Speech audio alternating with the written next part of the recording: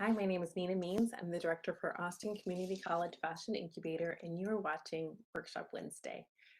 This is a time when we get a chance to share with you some of the work that we're doing and just kind of unpacking a few of the different components of what we do in the fashion industry. If you were with us during the summer, you would have seen that we were going over technical design and really understanding all the different components that go into the tech pack. So this is a really key document that we use throughout our life cycle, throughout our business, to really be able to communicate clearly about the product that we want to create and to be able to help bring others along for the process. It's really important, whenever we're going through this process to now say, okay, now that we understand what the tech pack is, where does it fit into the overall scheme of product development? And so whenever we sent out a little survey, I believe we did the survey earlier in the summer, probably around July or so. We asked you guys, hey, if you were going to get some additional content, what kind of content is it that you're looking for? What do you actually need? And so a lot of you came back resoundingly regarding product development and how to get your product to market. And so what we wanted to do is kind of unpack the product development process. But there's some additional things that you're going to want to know as well. So we're going to step through this particular cycle, but there's some additional things that you'll need in these things. So again, these are just 30-minute snippets, just a quick bite, but if you're really looking for a deep dive on any of these topics, please let us know, because we'd love to create a larger masterclass or workshop specifically on that content to support your learning and what it is that you're looking for. So without any further delay, what I'm going to do is jump into the content that we have prepared for you. So I'm going to present our product development cycle here for you. Here. I think you'll be able to see it here pretty clearly.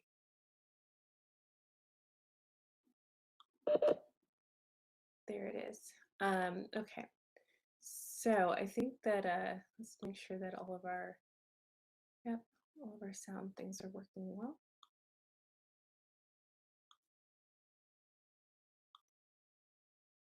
All right. Sorry about that. I just wanted to double check our sound to make sure we're okay. So what I'm going to do is open up our screen here so you can see it clearly. So what we've been doing is we've been going through the product development cycle. And what this has been is just kind of getting to understand a little bit more about the different components that are going into it. Like, you're looking at your concept, you're designing, you're doing kind of a sketch review meeting, whether it's with you and a team or you by yourself.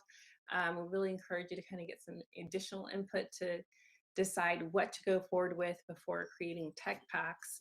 And this is really just a development tech pack to get to your first prototype. So, the first prototype tech pack may not be as intense as a production tech pack, just because you won't have all of the information that you would have after you've gone through a series of fittings. However, you will have the core critical measurements, the call outs, and things that we've discussed in the technical design, tech packing course that we did earlier in the summer. So if you have any questions about that or what goes into that tech pack for the tech pass, then definitely go back to some of our videos that we provided earlier in the summer. So then the next meeting that we had was regarding the first prototype and the variations of what can happen in the first prototype. And we looked at a range of blazers that, on the surface looked like they were the same. It was a white double-breasted blazer. However, the fit, the shoulder points, how low cut the blazer was, how fitted it was, how it was styled, how it was photographed, all the things with the brand aesthetic were communicated very differently based on how that prototype or that photo shoot sample appeared.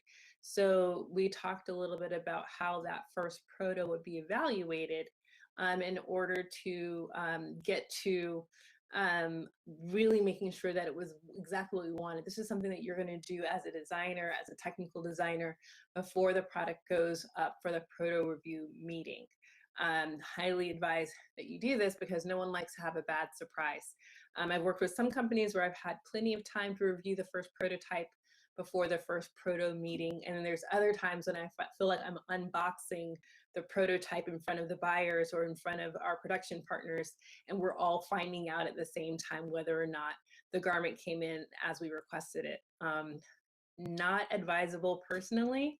As a designer, it was always very nerve-wracking to kind of unbox it and everyone find out at the same time if everything came back perfectly or not. I always appreciated having a day or two to review the sample prior to reviewing it with the team. So it just depends on how you work and how large the team is. If it's just you, this will just be, a you, yourself, and I, or you, yourself, and you conversation that you'll get a chance to review within your self or with your vendor, and communicating clearly what it is that you wanted.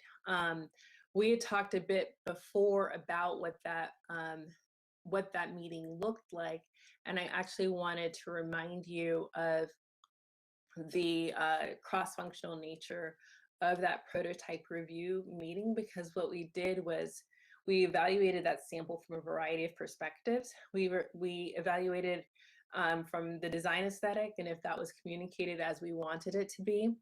We evaluated it from the product development and production perspective, if the materials allowed us to achieve the cost that we needed them to. And then from the merchant perspective, if the merchant feels like they can sell that garment for the price that the cost is warranting. So like if the costs are too high and the merchant has to increase the price in order to keep the style, the merchant has to decide whether or not that's possible and if it fits in with the rest of the collection. Like, do they have something comparable on the floor, on the sales floor in the store, that would compete with that, or does that sit nicely with everything else that's going on? Does it fit into the price structure of where it's going? And so that's really key, if you are, selling amongst other brands or selling within your own brand, that you're not wildly different on variations on, products that appear to be of similar value. So this is really where that gets evaluated more closely to make sure that you are presenting a clear price structure, even at the prototype phase. If it's not worth it from a cost of goods, like your direct cost component, which is what production's looking at, or if it's not going to retail for the right price, or if the design's not coming back correctly, and if none of us can agree on what would allow us to get us there, that style isn't going to move forward. If the design integrity cannot be maintained, if the cost cannot be controlled, and if the merchant cannot sell that product at that price point with those details, then the product will not get sold. So what happens with the style if we are in this place of indecision? So what I wanted to do was to take you back to our cycle here, because this is really where we are now. So this is the Proto Evaluation. So there's a number of different ways that we're looking at the sample. And this is also several different ways that we're considering it from, just, throughout the cycle of creating the garment. So hopefully by this point, we've already kind of determined where in the market we want it to show up. However, I have seen samples,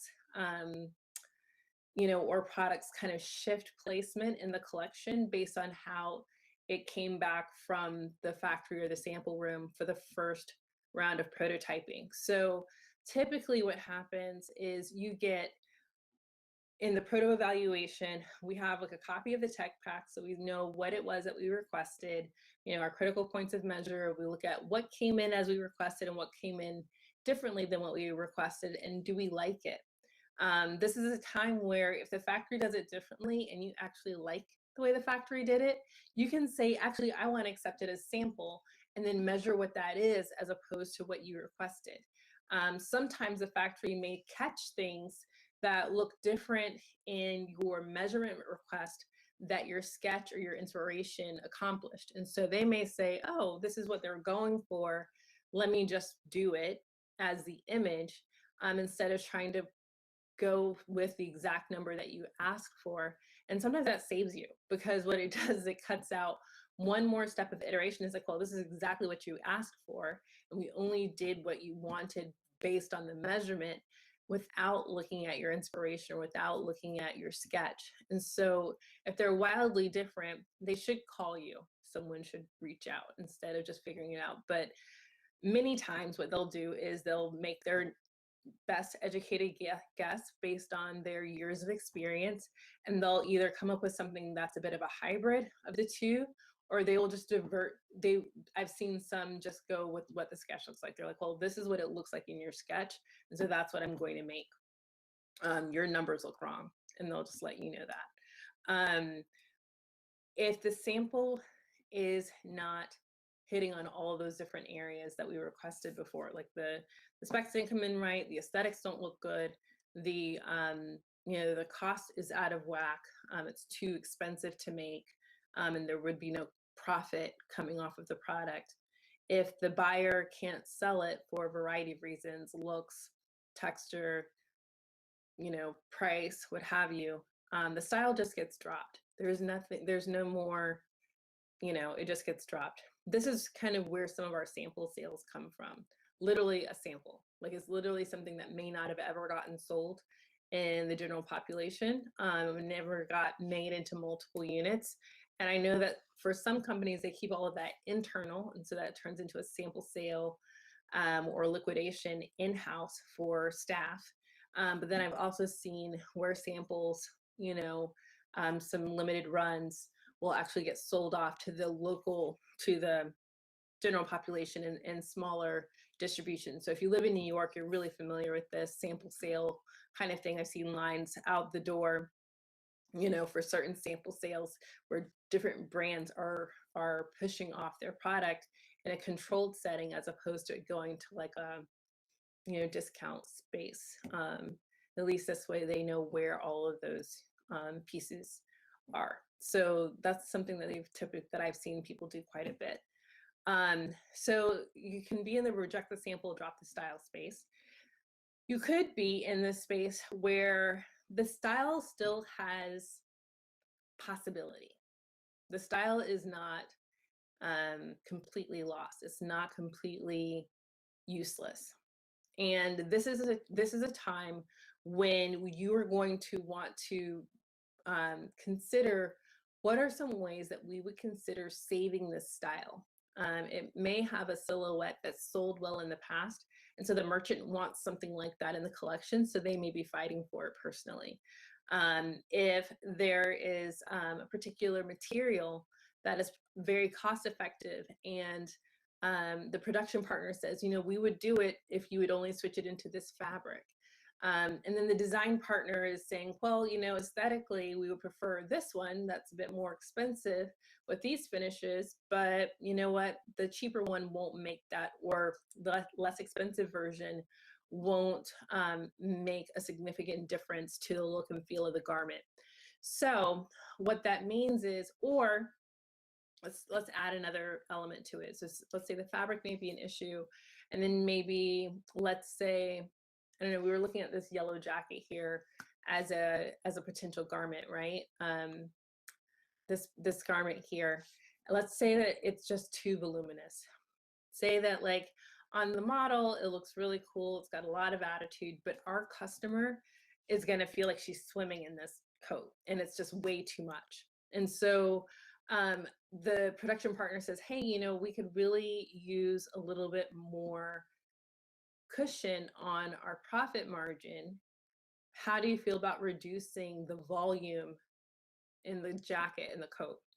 And so that's kind of a dance between design and production about how much to reduce it.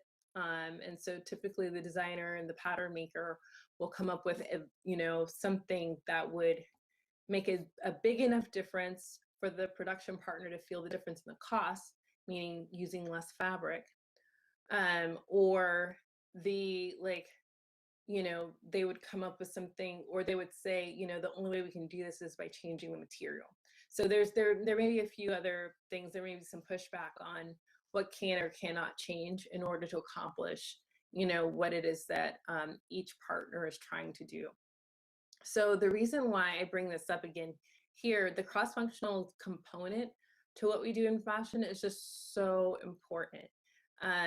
This ensures that we get the right product out with the right margins, and that everyone is strategically holding to their corner of the story in order for us to be able to land on the right activity, the right product each time. So, really businesses, large businesses, rely heavily on this dynamic to make sure that they don't sink, um, you know, millions of dollars into product that's not going to sell, or it's going to sell at a margin that's too low to be able to keep the doors open. So this is almost beyond just profit for profit's sake. This is also profit for business viability.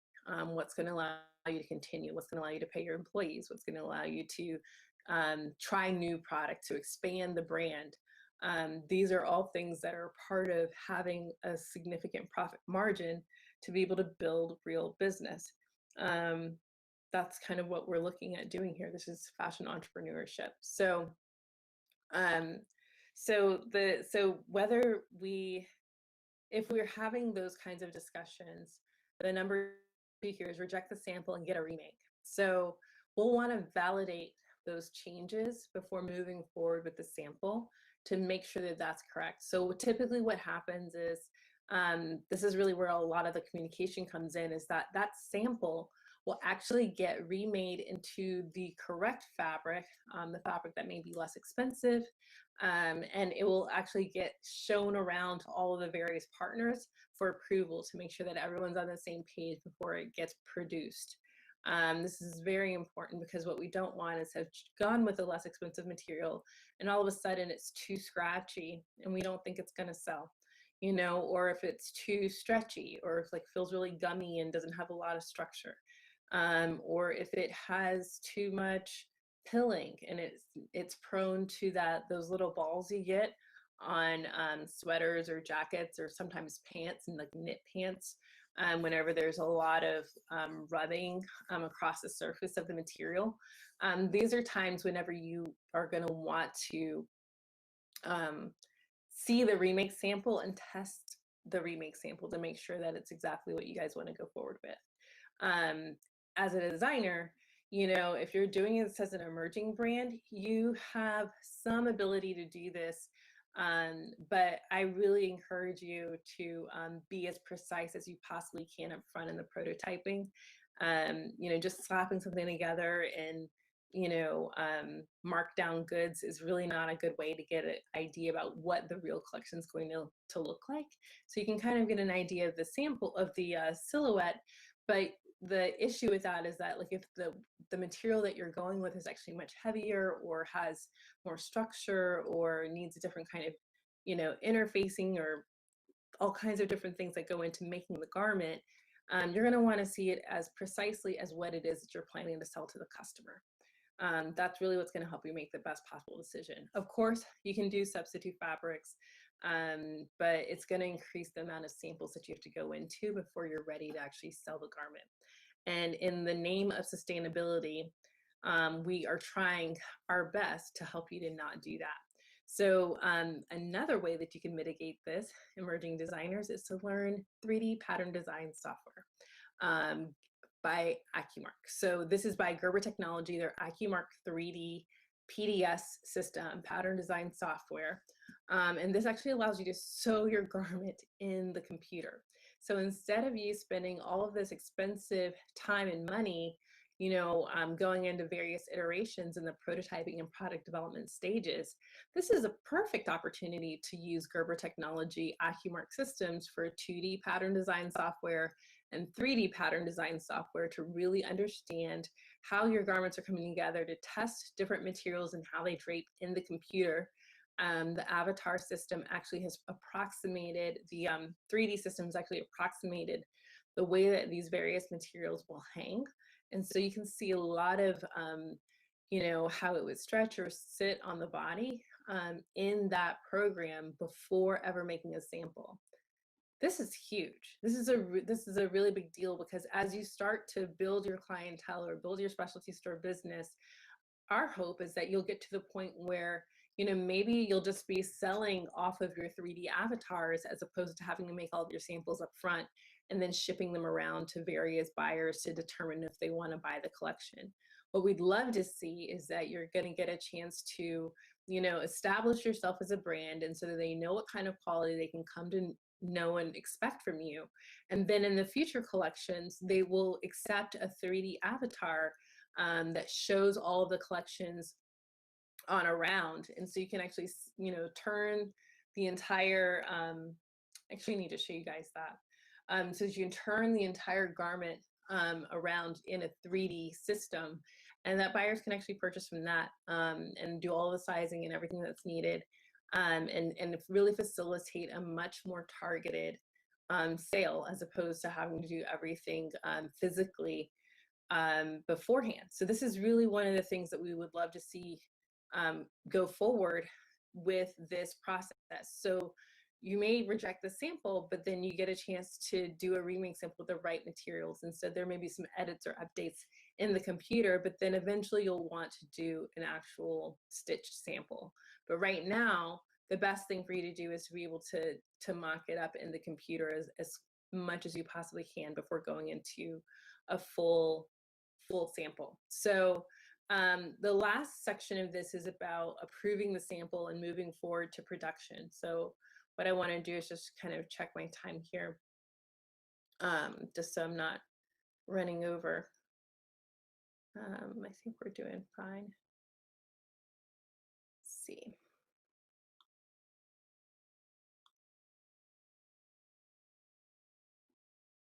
I'm going to stop sharing for just a second.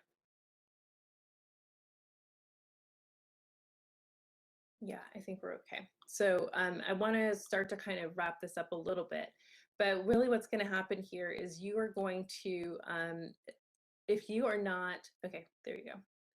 Let me go back and start sharing one more time, because I think I'm still sharing on my other screen. Share. Alrighty, yes, there you go. So what we're going to want to do is, there it is. You're gonna, so you'll have the first Proto Evaluation. The second, you'll have the decision to either drop the style if you reject the sample. You gotta reject the sample and then get a remake or mock it up again in a 3D system. And then the last one is to approve the sample. So if everyone's in agreement that this is a good product to go forward with, then we're gonna start moving forward towards the production process. So if the sample is approved for design, then we're going to start going into fittings and making sure that the product is actually correct to be reproduced. And so there are a few other things that'll go into that. So we'll talk a little bit more about that later. But I do want to, before we get into that, I'm probably going to take a segue and talk to you guys about sourcing and costing in our next session, because this is a really key component and understanding how you're pulling your garments together. It's really important to know where your materials are coming from and what kinds of resources you can use in order to identify like the actual materials that will help you make a cost-effective product. The other thing about that is we'll want to also unpack a little bit more about how you're building your costing, and so understanding a little bit more about your what goes into that, so that you can think through all the different components that go into creating, your wholesale price and even your suggested retail, depending on what your markups are. And I'll tell you a little bit more about markup during that time, just briefly, because it's 30 minutes. So it's a bit challenging for us to get through all of this information, but I think that these are things that are going to help you even just know where to start, and then even have a concept of what kinds of things that you're going to want us to go into more detail about kind of in upcoming sessions. So if you guys have any additional requests from us, we'd love to answer your questions. We'd love to create more content that is really meeting your needs. And so definitely let us know as we're kind of turning a corner here on this particular topic, what other things you'd like to find out about. We had a couple people interested in manufacturing and what that actually means when it comes to apparel. We've had some other questions regarding actual how do I talk to vendors, and so we want to make sure that you're well prepared to do those things. So these are all areas of opportunity that we'd love to get a chance to share with you in more detail, but we're really passionate about fashion technology, and so anytime we get a chance to integrate that information, we are always looking to share with you about the AccuMark systems, the 2D and 3D pattern design software, and the cloud-based product lifecycle management program. So at any rate, we want to just kind of take a break here. It's been about 30 minutes. And if you have any additional questions for us, shoot us a quick email at fashion.incubator@austincc.edu. And if you haven't subscribed to our channel, definitely hit that bell and subscribe to our YouTube channel at ACC Fashion Incubator. Same name for all our handles on LinkedIn, Facebook, Instagram, and Twitter. So we're definitely looking forward to keeping up with you and answering your questions and helping you guys move forward in this fashion industry. So if you have any questions, reach out. We'll talk to you guys soon. All the best.